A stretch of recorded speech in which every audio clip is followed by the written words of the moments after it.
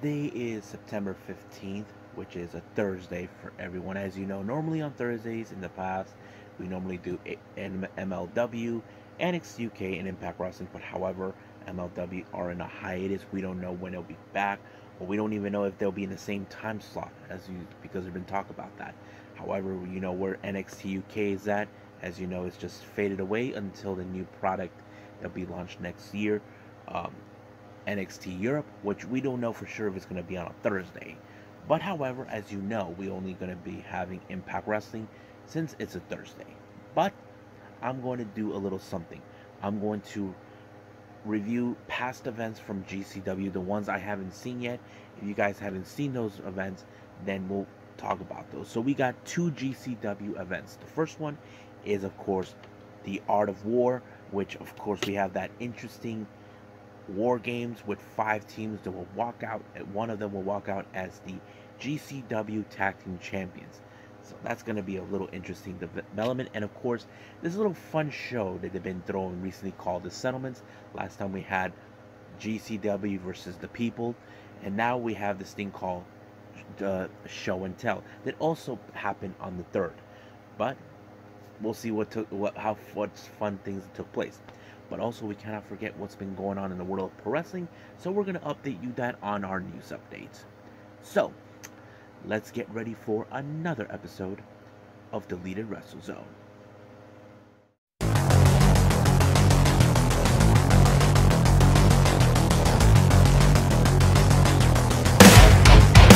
Are you ready? Get up, get up! Get up, get up! Get up, get up! Get up, get up! Get up, get up! Get up, get up!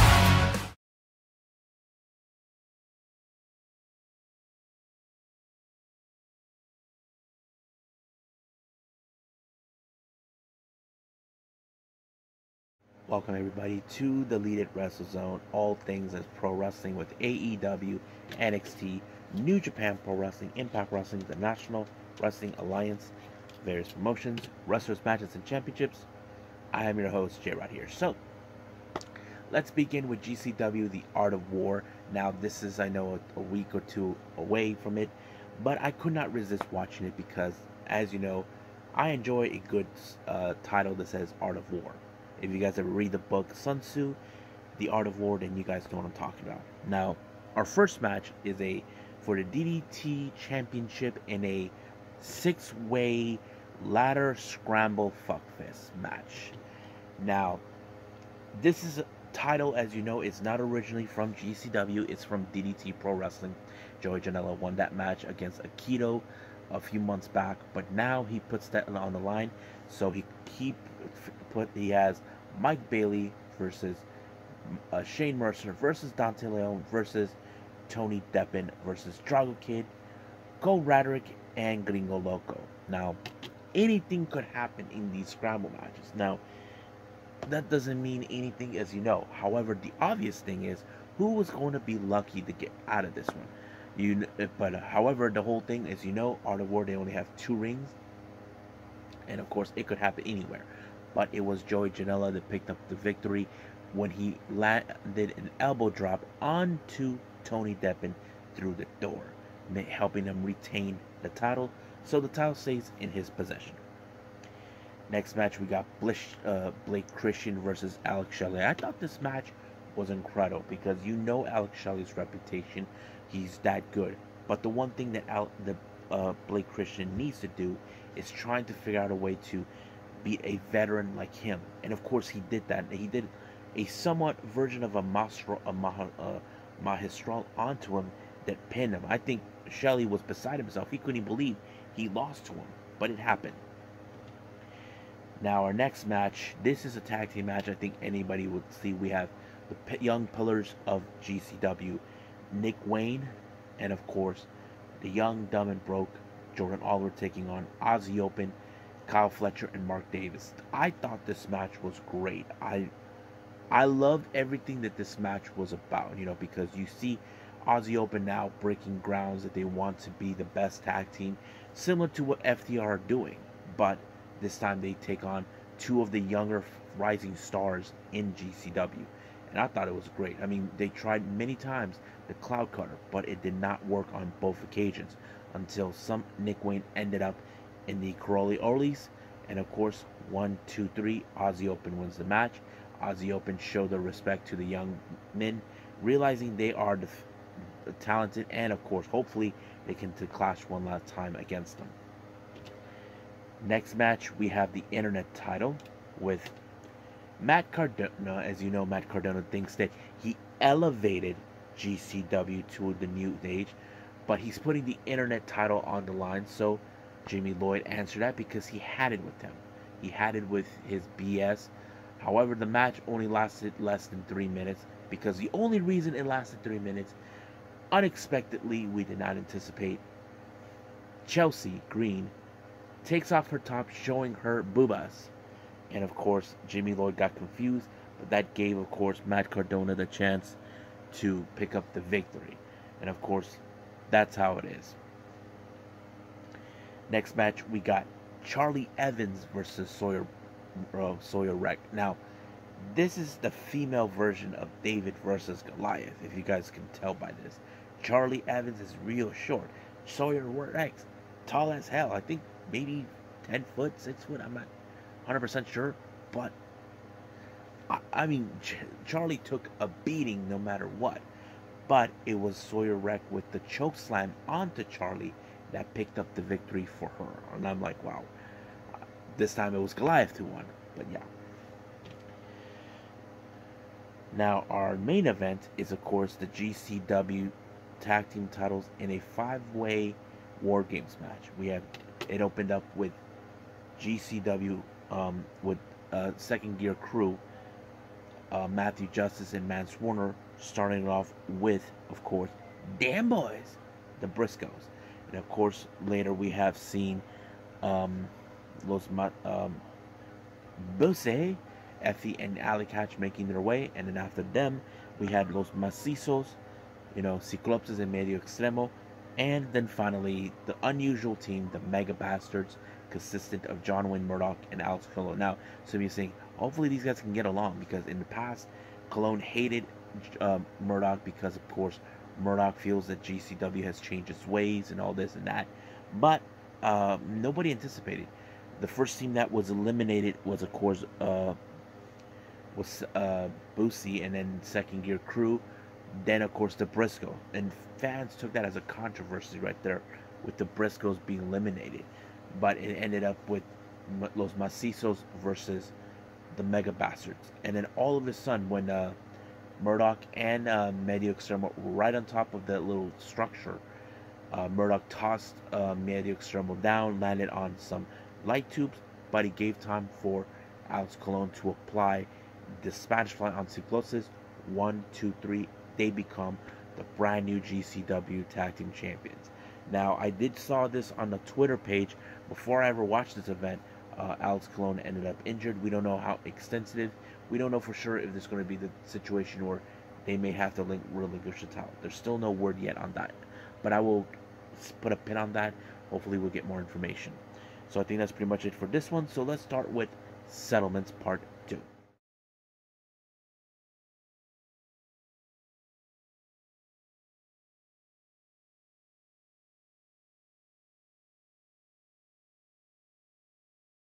Okay, GCW Settlement Series Part 2.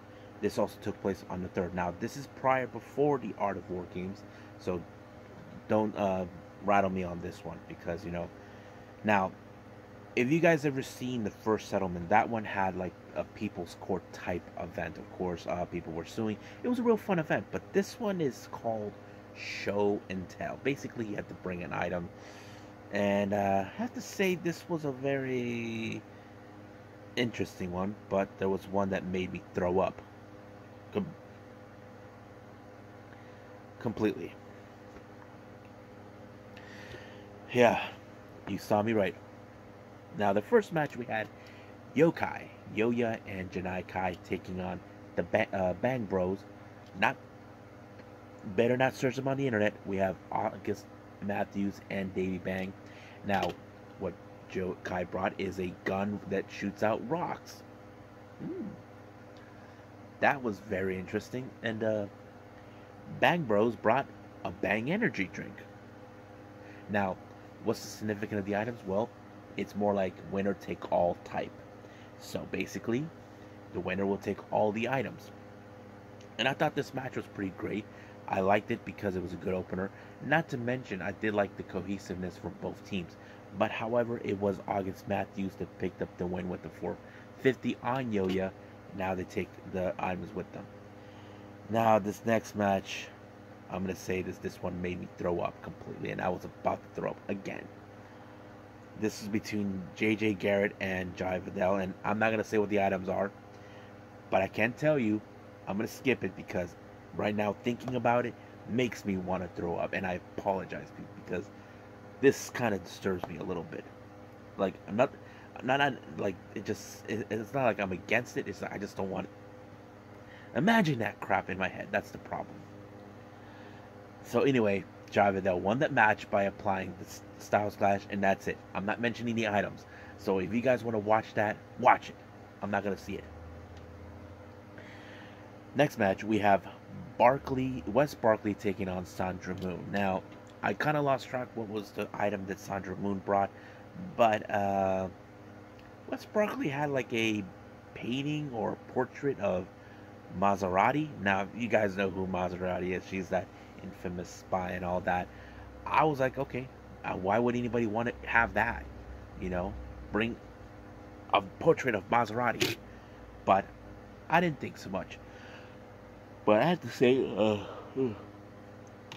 Sandra Moon was really, really good, and I think she showed everything. And she picked up a good win, but however, she decided to give back to Maserati. It's like, I don't want this, keep it.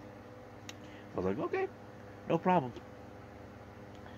Now, our next match, we have a four-way match. We have Bradley Prescott 4 versus Hot V Sky versus Heather Reckless versus Mortar and versus Sabin Gouge. Now, Brandon Prescott put his little lackey behind, who's been bringing the beer, saying he put him that he's show and tell.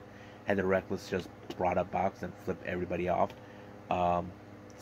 Xavier Sky brought in a door, and of course, Sabin Gage used a chair. Motar didn't bring nothing. So basically, anything could go wrong. I thought this match was great because there was a lot of things, like some guys pick items that are just easy to find. I thought it was really funny, but I did not anticipate the winner. It turned out to be Heather Reckless when she applied the Cobra Clutch. I think he put it on Sabin Gouge, I think, and I thought it was great. So it was a good moment. Next up, we got Billy Starks versus Brogan Finley. Billy Starks brought in a kendo stick, while Brogan brought in, of course, the infamous shillelagh. You guys remember that? The little weapon that his father used. So he immediately attacked Billy Starks before she can present her show and tell. I thought this match was like really really like aggressive, because it showed like Brogan wants to whoop her butt with it. That's what he wanted. But it was, of course, the crucifix that allowed Billy Starks to win the match and take the shillelagh. I hate to say this, but Brogan, you better explain this to your dad. Now, our next match is a four-way match. We have Storm Grayson versus Teriyaki versus Aston Gray versus Jake Landers. Now, Teriyaki brought in this jersey. I don't know from who. And what's his name?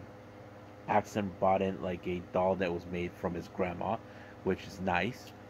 And Jake brought in a bubble machine. But as for Storm Grayson, he thought he was going to bring in the Freelance Heavyweight Championship, but it turns out it didn't happen.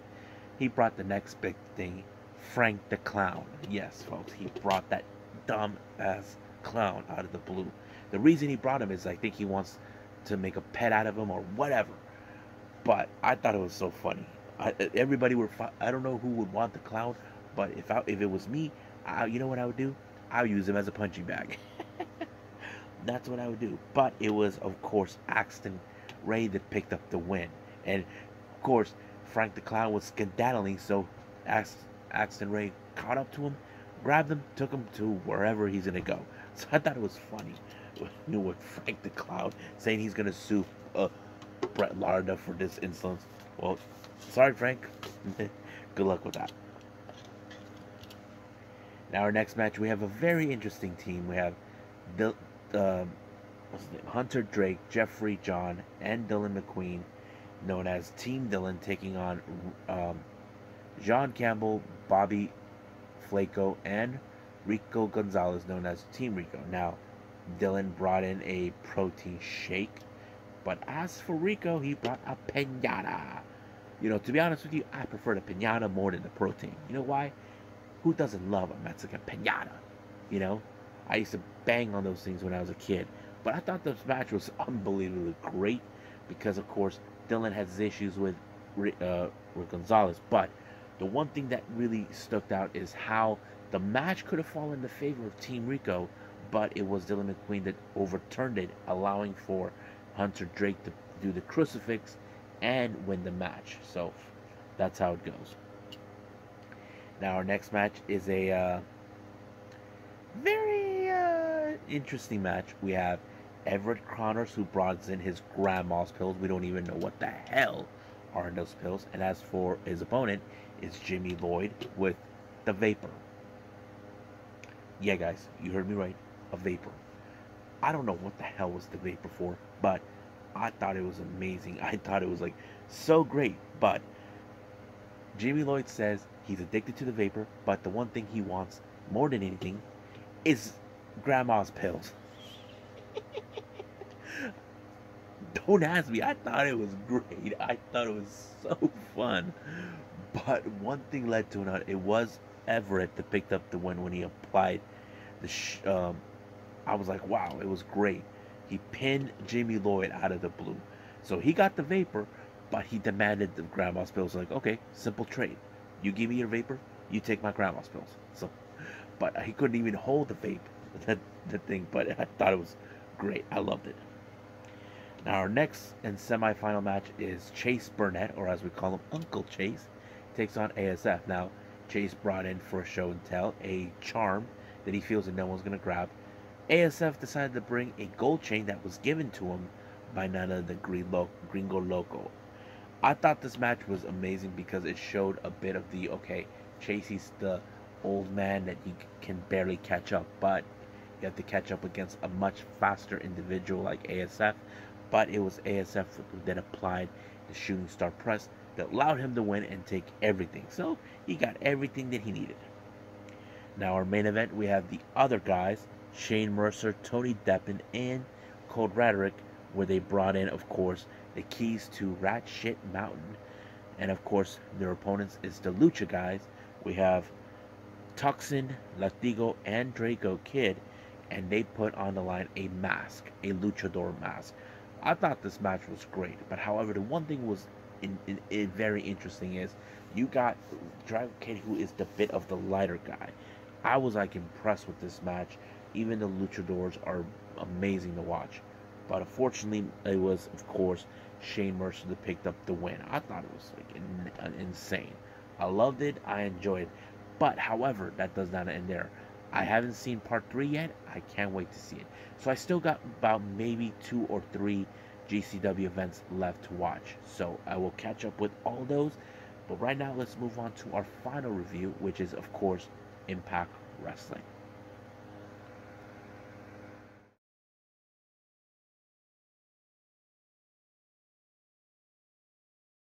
Alright, our final review is Impact Wrestling. It opened up with the X Division title being on the line. Now, this is a very interesting thing for Mike Bailey to keep on putting his title on the line. So this time he puts it up against Máscara Dorada. I thought it was a great match. It was really good, you know. But however, it was Mike Bailey that walked out when he applied the ultimate weapon. And of course, I think this match was exactly what it needs, like more excitement in the X Division. However, it did at the end of the event, we saw the respect between these two men, but the party was ruined once again but this time with Kenny King, who is still bitter with the fact he was saying, I won that match. The problem was, there were two referees. Second referee saw what happened. He saw that Maria got involved and they overturned it. So basically they cannot overturn now. But however, in the backstage area, Scott D'Amore had a little talk with with what's his name, with Mike Bailey, and tells him that he got a call that someone wants to have a shot of the title, and he never got a shot of the X Division title, and that is of course for ROH wrestler Delirious. I'm like, that's kind of interesting. But however, D'Amore decided to bring back the Triple Threat Revolver, which is a series of triple threats who will be challenging for this title. And he has guys coming from Japan, from Mexico, including AEW, Frankie Kazarian, many other places. So of course, Mike Bailey, and Mia Yim inserted herself in that. So I'm like, that's gonna be interesting. But we'll see what happens then. Now, Violent by Design are kind of like building up their recruitment, expanding their little design. So they're telling everyone, the new recruits, who is Eric Young, and he calls himself the designer. If you get it wrong, you get beat up. But they ask you, what are you? You say your name. Now, if you say your real name, you get beat up. But the right answer to that was violence. So basically, it was more like that. So, kind of like a very interesting cult turning event. Now, our next match is Decay, Black Taurus, and of course, Crazy Steve taking on Steve Macklin and Moose. Now, a lot of talk has been saying, are these two in cahoots with each other to hurt Sammy? However, not a lot of it has been proven. But of course, they messed up in this particular match. They basically, Moose wasn't paying attention. Steve Macklin got pinned by Crazy Steve. But as soon as this match was over, we saw, of course, Sami Callihan showing up. Now, the obvious thing is, were they in cahoots? Well, yes and no. But Sami brought some proof that indicated otherwise. Something that he knew that he gets his hands on. Turns out that he found a video call of Moose talking to his lawyer about Macklin, saying that that he's gonna stab in the back when it's all over. And of course, Macklin had the same thing too. So basically, they were about to stab each other in the back. But luckily, Sami used that against him, and he brought the barbed wire bat onto Steve Macklin, showing him what's yet to come at Victory Road, which is going to be our main event on that day. Now, Rosemary, Tail Valkyrie, and are still dealing with the losses, but it appears that maybe Tail Valkyrie is siding with Jessica. I hate this part, but it kind of went into like, okay, the problem was there was too many things going wrong. So I don't know what they're going to do, but hopefully they can figure that out. Now, Tasha Steelz joined the commentary section out of request by Killer Kelly. Killer Kelly what challenges Alicia. But one thing it was clear is that Killer Kelly may have been enjoying Tasha watching her, but she was taking her sweet time with Alicia. Now, why is that? Now, Tasha Steelz is not the right. Now, she thinks that she runs her division, but I believe the reason she is doing this is because, of course, Tasha's always said that she's the Puerto Rico badass. But the obvious question is she truly is the badass that she claims she is against a killer like Kelly Kelly? I don't know. That is something we gotta see. But of course, she put her to sleep with the chokehold, and then of course Tasha wanted to get rid of her, but it did not work. But she did look to her eye to eye, telling her, "I'll see you at Victory Road." So most likely, there's going to be a match between those two taking place. Now, they introduced a new wrestler who's going to come in and soon, named Joe Hendry. I may have heard of that name before, but I just can't put my finger where, or my head where I heard that name. I'm thinking, is he one of the former NXT stars released? I don't know. But if it is, let me know. Now, our next match is the Impact World Tag Team titles. We have Josh Alexander and Rich Swann taking on OGK, Bennett, and Taven. Now, there's a lot of implications in this type of match. Of course, we have Maria as the X Factor, but the one thing we did not count on was Eddie Edwards trying to help out. But he kind of screwed things up for Alexander and Rich Swann, basically giving the wake-up call to Matt Taven. However, I don't know if this is going to be what, of course, what Eddie Edwards was talking to Josh Alexander. The more is allowing Heath to do what he wants. But however, this coming on 23rd for the Victory Road, Heath, Swann, and Alexander will have to team up with each other to take on OGK and Eddie Edwards. So that's going to be a very interesting thing to see. Now, Jordan Grace, as you know, is dealing with the whole thing with Masha. Apparently, there's going to be a Pick Your Poison match coming up on Victory Road. It's still unclear who it was. Of course, Swinger and Dice decided to piss her off by even saying, "Oh, you better," that Masha's going to kill you.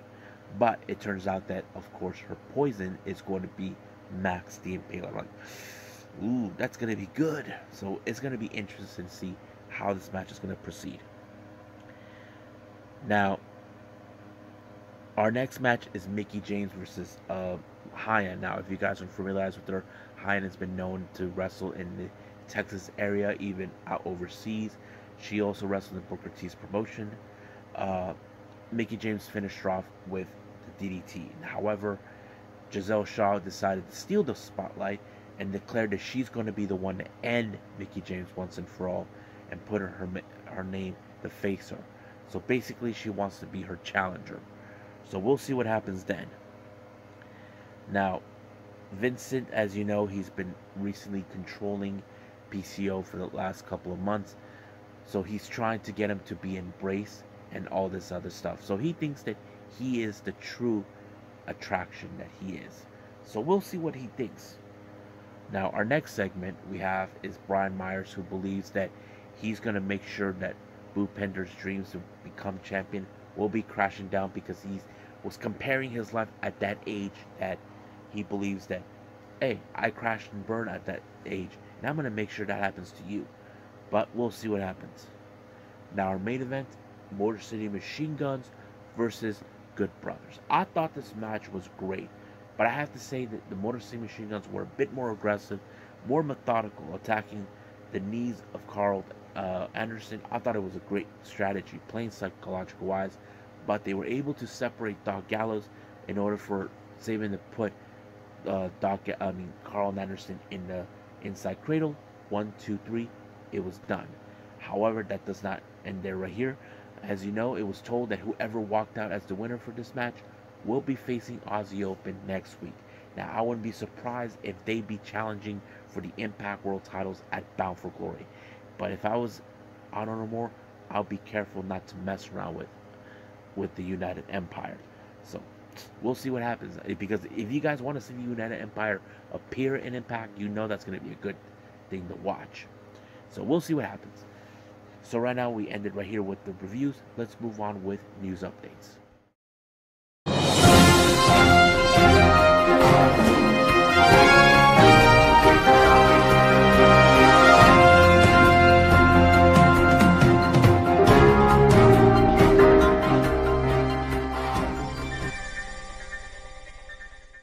Okay, here are news updates for today.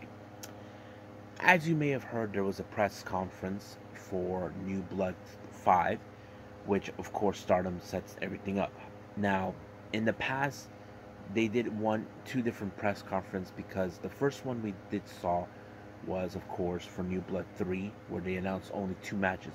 In this particular one, we only saw 3 that were announced. They announced that the future of Stardom belt will be, of course, on the line between challenger Ami Sourei and Hanan, who is the current champion. Now, Hanan, if you guys remember, in New Blood 4, she decided to put the future belt on the line against Just Tap Out Yoshi wrestler AOI, but however, she retained that title. But this time she called out Ami Sourei. Now, keep in mind, Ami Sourei did pin her one time during the during the 5-star, but she does qualify to the title. She does only have 3 years of experience, so that makes her the champion right there. So that's one match that was announced, but they weren't there to talk it out or anything. I'm going to assume there will be another press conference involving this one. The event will be taking place on the 19th of October. Now, the next match they announced was Momo Kogo facing off against Rhythm from Jazz Top Out. Now, if you guys ever seen Rhythm, she's one of the few wrestlers that I do enjoy watching in Just Tap Out. Momo even tried speaking to her in Spanish, thinking she was a luchadora, but no, she is not. She's a Japanese wrestler wearing a mask. So we'll see how that happens. But the next one is a very interesting one. We have Mai Sakurai taking on this girl named Chanyota. Now, some of you may not know who she is. Chanyota only has 1 year of experience in wrestling. She mostly wrestles with Triple P Tokyo, which is a promotion based out of Tokyo, Japan. I have seen her before. I've seen her in matches involving with Momoka Anazono. I've seen her that, but she does have a bit of a bodybuilding type. You know, she does flex her muscles and all that. Hold on. I think I have a little bit of information about her. That way, you get a clear idea who she is. Let's see. Okay, so she's only 26 years old. She's from the promotion PPP Tokyo, which is a promotion out of Tokyo, Japan. She only has 1 year of experience. She's 5'5", and she's from Nagita, Japan. However, she started wrestling with the promotion PP Tokyo starting in 2021. She also did some freelancing that very same year, but this year she appears not only in PPP Tokyo and freelancing. She does recently been making appearances at Colliga Pro Wrestling, which is down in Osaka. So she only has less of experience, and this is why New Blood exists, by giving wrestlers who have between 1, 2, 3 years of experience. And I thought it would be interesting. So hopefully we'll get more matches, but this is one of the matches I definitely got to be watching. Now, I did mention the GCW Nick Gage Invitational 7. Well, another entrant came in, and that is, of course, Sawyer Wreck. She's now entry number 2 in this particular event. I can't wait to see what else is going to happen. Now, speaking of GCW, there's going to, as you know, GCW will be in Japan later on this month and early October. However, they're going to participate in the event with Deathmatch Promotion Freedoms for their annual 13th anniversary on the 2nd of October. Now, their third event will take place on the 4th. So that's going to be a good moment. Now, hopefully we get to see that. I'll see if I can get a request from WatchProWrestling.live, see what they tell me. Now, as you know, I mentioned female wrestlers who are now participating in the CML Grand Prix. However, 4 more names have been announced. Now, 2 of them they already announced. I kind of figured they're going to be involved. Tai Hamna and Hikari Shimizu from Japan, so they'll be making their appearance on the 22nd of October at Arena Mexico, so it's going to be a good experience. However, they announced for 2 more people involved. One who's been with the promotion for quite some time, Stephanie Vakir. She's been with the promotion, and she's been one of the few girls that have been going across the Pacific to Japan. However, this is a dream come true, because they announced for someone I did not anticipate, but I'm very, very happy for her, and this is Lady Frost. Lady Frost has been announced. She'll be participating in this particular event for Grand Prix at CMLL. I'm just happy for her. I can't wait to see what she can do. Now, our final news update. Some of you may have heard the news regarding AEW. Brandon Cutler, Michael Nakazawa, Pat Buck, and Christopher Daniels, their suspensions have been lifted. Now, some of you may question why. Why would they lift it? Well, here's how I view it. Just stay with me, people. There are a lot of people that get involved. It's hard to tell what was going on. Pat Buck, Daniels, what's his name?